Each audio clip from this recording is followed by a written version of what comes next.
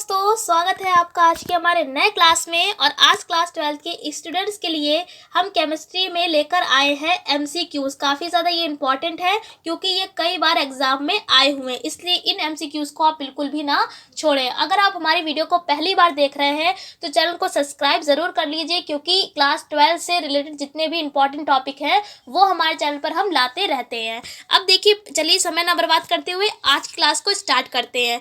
पहला एमसीक्यू यहाँ पर ये है कि एमाइडो से एमीन बनाने में प्रयुक्त अभिकर्मक कौन सा है। ये ऑप्शंस आपके सामने 4 लिखे हुए हैं, तो बता देते हैं। इसका करेक्ट ऑप्शन है Br2/KOH, यानी कि अगर आपको इसका नाम नहीं पता है तो इसको Br2 को बोलते हैं ब्रोमीन, और KOH का मतलब है, K का मतलब पोटेशियम और OH का मतलब हाइड्रोक्साइड, तो इसका नाम हो जाएगा पोटेशियम हाइड्रोक्साइड। इसका सही ऑप्शन क्या हो जाएगा? ब्रोमीन और पोटेशियम हाइड्रोक्साइड। यानी इसका यूज हम यानी ये जो है ये एमाइडो से एमीन बनाने में प्रयुक्त अभिकर्मक है।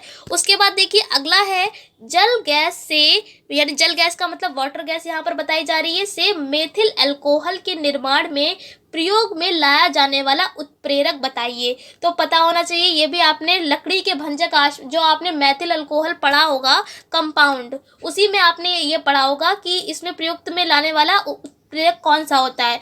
तो इसका सही ऑप्शन है ये बी वाला, क्या है? CuO+ZnO+Cr2O3, यानी कि यहाँ पर ये वाला इसका ऑप्शन सही होगा। आपको इसके बारे में भी पता होना चाहिए। उसके बाद देखिए अगला है प्रथम कोटि की अभिक्रिया के लिए वेग स्थिरांक और अर्ध आयुकाल में संबंध आपको बताना है। वेग स्थिरांक का मतलब k और अर्ध आयुकाल का मतलब t½ की बात करी गई है।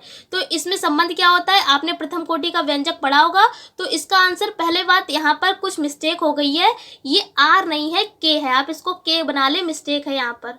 तो इसका सही ऑप्शन क्या हो जाएगा? फर्स्ट वाला t½ बराबर 0.693 अपॉन में k। आपने प्रथम कोटि का व्यंजक पढ़ा होगा तो उसमें इस तरीके से आता है k बराबर 0.693 अपॉन में t½ तो t½ को उधर ले गए, k नीचे आ गया, तो यही वाला ऑप्शन क्या हो जाएगा?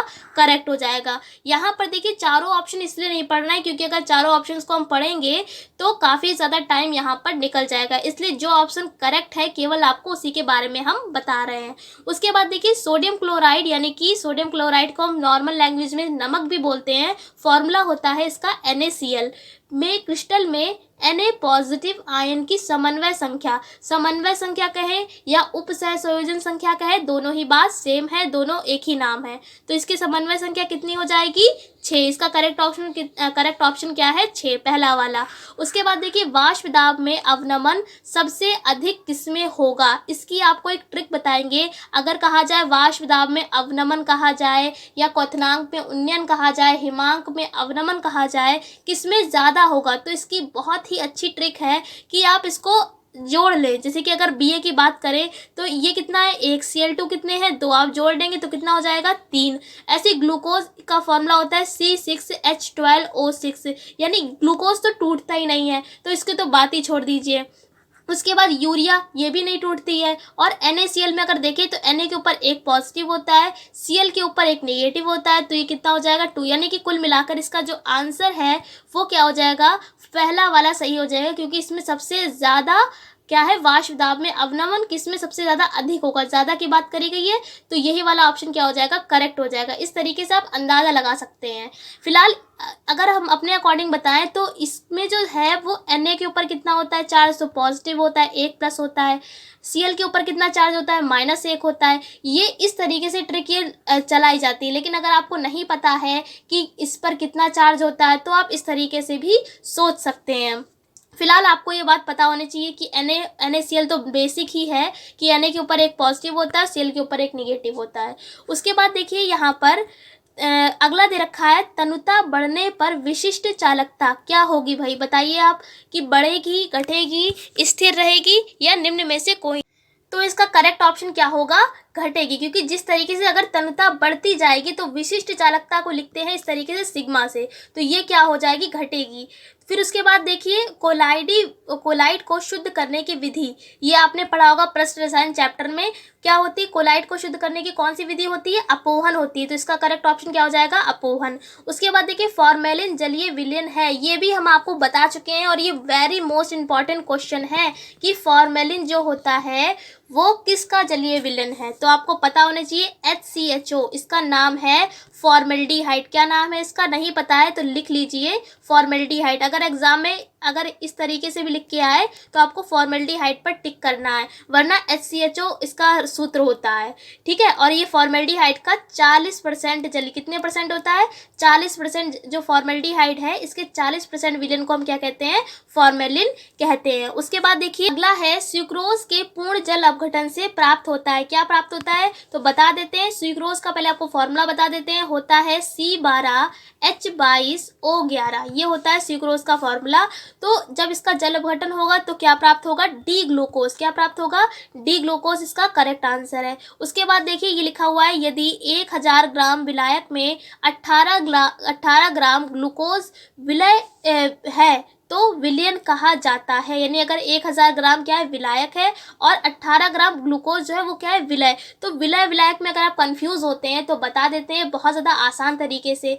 जो घुलता है, मान लिया ये आपका कोई बीकर है या कोई मान लिया बर्तन है और उसमें क्या ले लिया? हमने जल ले लिया है, तो जल क्या हो जाएगा? विलायक। जल क्या होगा? विलायक। और मान लिया हमने इसमें डाली है चीनी, क्या डाली है? चीनी, तो चीनी क्या हो जाएगी? विलय हो जाएगी। और जब आपको पता ही होगा जब चीनी और पानी आपस में मिलता है तो क्या बनता है? शरबत बनता है। तो शरबत क्या हो जाएगा? विलयन हो जाएगा। यानी कि कहने का मतलब है, ये डायलॉग आप चाहें तो याद कर सकते हैं कि जो घुलता है वो क्या होता है? विलय। जो घुलता है, यानी चीनी घुल रही है पानी में तो चीनी क्या हो जाएगी? विलय। जिसमें घुलती है, किसमें घुल रही है? पानी में, तो पानी क्या हो जाएगा? विलायक। तो अब दोनों को हम मिला देंगे तो वो क्या कहलाएगा? विलेन। तो कुल मिलाकर क्या हमने आपको बताया? जो घुलता है वो विलय, जिसमें घुलता है वो विलायक और बना के बनता है क्या है? विलेन बनता है। तो यहाँ पर इसका ऑप्शन क्या हो जाएगा करेक्ट?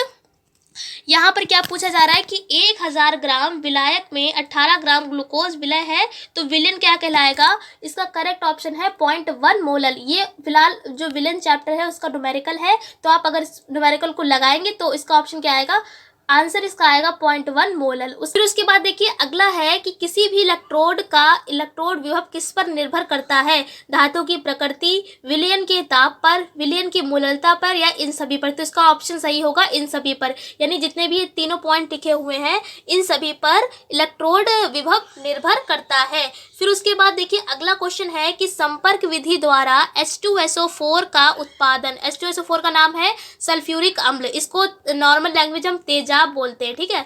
तो इसका जो उत्पादन है इसमें प्रयुक्त होने वाला उत्प्रेरक बताइए। तो पता होना चाहिए संपर्क विधि अगर आपने पढ़ी है H2SO4 की तो आपको ये बात पता होगी कि इसमें उत्प्रेरक के रूप में कौन कार्य करता है? B2O5। B2O5 को बोलते हैं वेनेडियम पेंटाऑक्साइड।